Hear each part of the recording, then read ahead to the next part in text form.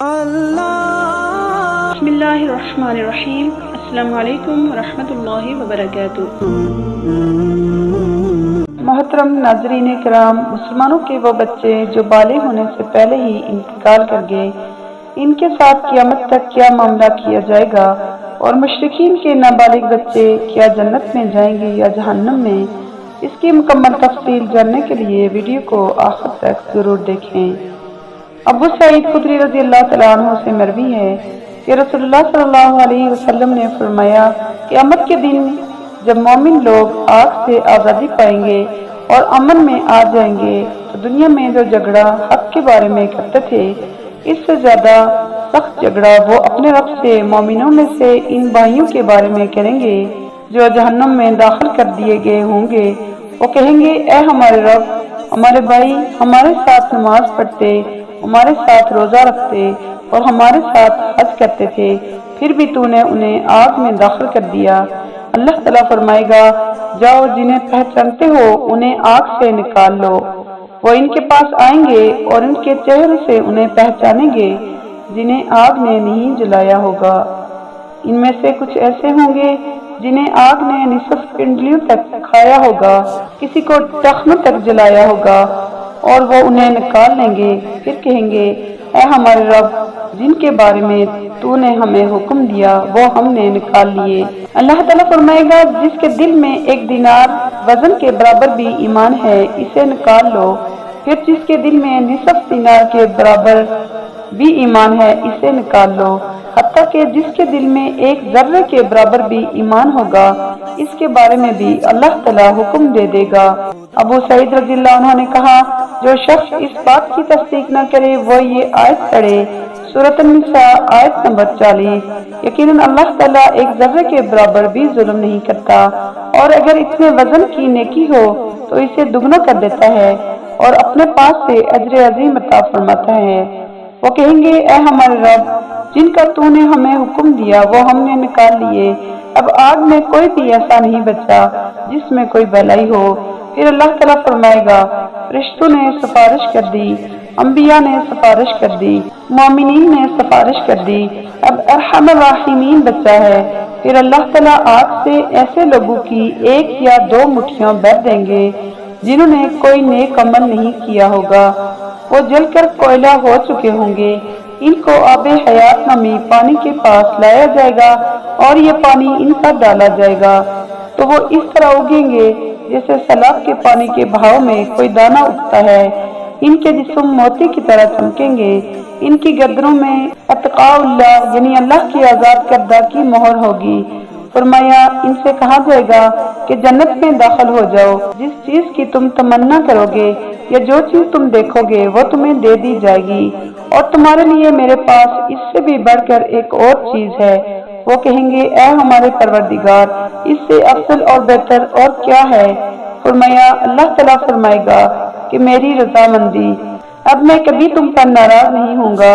عبداللہ بن عمرو رضی اللہ تعالیٰ عنہما سے مروی ہے کہ رسول اللہ صلی اللہ علیہ وسلم نے فرمایا، کیا تم میری امت میں سے جنت میں داخل ہونے والے سب سے پہلے گروہ کے بارے میں جانتے ہو؟ میں نے کہا، اللہ اور اس کا رسول بہتر جانتے ہیں۔ آپ صلی اللہ علیہ وسلم نے فرمایا، مہاجرین قیامت کے دن جنت کے دروازے پر آئیں گے اور دروازہ کھٹکھٹائیں گے، پہرے دار ان سے کہیں گے، کیا تمہارا حساب ہو گیا؟ وہ کہیں گے، ہمارا کون سا حساب، ہماری تلواریں تو ہماری گردنوں میں لٹکی ہوئی تھی، حتیٰ کہ اسی حالت میں ہماری موت آ گئی۔ ان کے لیے دروازہ کھول دیا جائے گا، وہ لوگوں کے داخل ہونے سے 40 سال پہلے اس میں آرام کریں گے۔ عبداللہ بن مسعود رضی اللہ تعالیٰ عنہ سے مروی ہے کہ رسول اللہ صلی اللہ علیہ وسلم نے فرمایا، جنت میں آخر میں داخل ہونے والا جو شخص ہوگا، کبھی وہ اٹھ کر چلنے لگے گا، کبھی وہ منہ کے بل گرے گا، کبھی اسے آگ لپیٹ لے گی، پھر جب وہ آگ سے نکل آئے گا تو اس کی طرف دیکھے گا اور کہے گا، بابرکت ہے وہ ذات جس نے مجھے تم سے نجات دی، اللہ تعالیٰ نے مجھے ایسی نعمت عطا کی ہے جو اول و آخر کسی کو نہیں دی گئی۔ اس کے لیے ایک درخت دکھائی دے گا، وہ کہے گا، اے میرے رب، مجھے اس درخت کے نزدیک کر دے، میں اس کا سایہ حاصل کر سکوں اور اس کے پانی میں سے چند گھونٹ پی لوں۔ اللہ عز و جل فرمائے گا اے ابن آدم ممکن ہے میں تمہارا یہ مطالبہ پورا کر دوں تو تم اس کے علاوہ کسی اور چیز کا مطالبہ کر دو۔ وہ کہے گا نہیں اے رب، وہ عہد کرے گا کہ اس کے علاوہ کوئی اور مطالبہ نہیں کروں گا، اور اس کا رب اس کا عذر قبول کرے گا کیونکہ وہ دیکھے گا کہ اس سے صبر نہیں ہو رہا۔ اللہ اسے اس درخت کے قریب کر دے گا، وہ اس کا سایہ حاصل کرے گا اور اس کا پانی پیے گا۔ پھر اسے ایک اور دوسرا درخت دکھائی دے گا جو اس سے بھی بہتر ہوگا۔ وہ کہے گا اے میرے رب، مجھے اس کے قریب کر دے تاکہ میں اس کا پانی پی سکوں اور اس کے سائے سے لطف اندوز ہو سکوں۔ میں اس کے علاوہ تجھ سے کوئی اور مطالبہ نہیں کروں گا۔ اللہ تعالیٰ فرمائے گا اے ابن آدم، کیا تم نے مجھ سے عہد نہیں کیا تھا کہ تم اس کے علاوہ کوئی اور مطالبہ نہیں کرو گے؟ ممکن ہے اگر میں تمہیں اس درخت کے قریب کر دوں تو تم کوئی اور مطالبہ کر دو۔ وہ عہد کرے گا کہ اس کے علاوہ کوئی اور مطالبہ نہیں کرے گا اور اس کا رب اس کا عذر قبول کر لے گا کیونکہ اللہ تعالیٰ دیکھے گا کہ اسے صبر نہیں آ رہا۔ اللہ تعالیٰ اسے اس درخت کے قریب کر دے گا، وہ اس کے سائے سے لطف اندوز ہوگا اور اس کا پانی پیے گا۔ پھر جنت کے دروازے کے پاس ایک اور درخت دکھائی دے گا جو پہلے دونوں درختوں سے زیادہ خوبصورت ہوگا۔ وہ کہے گا اے میرے رب، مجھے اس درخت کے قریب کر دے تاکہ میں اس کے سائے سے لطف اندوز ہو سکوں اور اس کا پانی پی سکوں۔ اس کے علاوہ تجھ سے کوئی اور سوال نہیں کروں گا۔ اللہ تعالیٰ فرمائیں گے اے ابن آدم، کیا تم نے مجھ سے معاہدہ نہیں کیا تھا کہ تم اس کے علاوہ کوئی اور مطالبہ نہیں کرو گے؟ وہ کہے گا کیوں نہیں اے میرے رب، بس یہ اس کے علاوہ کوئی اور سوال نہیں کروں گا، اور اس کا رب اس کا عذر قبول کر لے گا کیونکہ اللہ تعالیٰ دیکھے گا کہ اسے صبر نہیں آ رہا۔ اللہ تعالیٰ اسے اس کے قریب کر دے گا۔ جب اللہ تعالیٰ اسے اس درخت کے قریب کر دے گا تو وہ جنت والوں کی آوازیں سنے گا، کہے گا اے میرے رب، مجھے اس میں داخل کر دے۔ اللہ تعالیٰ فرمائے گا اے ابن آدم، میری طرف سے کون سی چیز تجھے خوش کر دے گی کہ تیرے سوال کا سلسلہ منقطع ہو جائے؟ کیا تمہیں ایک دنیا اور اس کے ساتھ اس جتنی دوسری دنیا دے دوں تو کیا راضی ہو جاؤ گے؟ وہ کہے گا اے میرے رب، آپ رب العالمین ہو کر مجھ سے مذاق کر رہے ہیں۔ عبداللہ بن مسعود رضی اللہ تعالیٰ عنہ ہنس پڑے، کہنے لگے کیا تم مجھ سے پوچھو گے نہیں کہ میں کیوں ہنسا؟